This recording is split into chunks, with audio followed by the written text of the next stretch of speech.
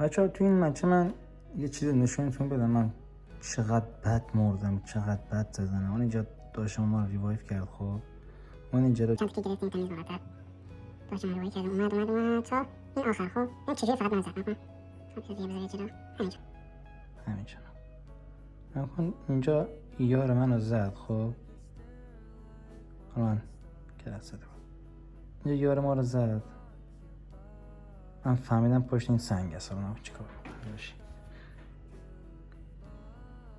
بعد چه طرز بازی کردن رو داشت. الان من اینو زدم. خب اینو زدم.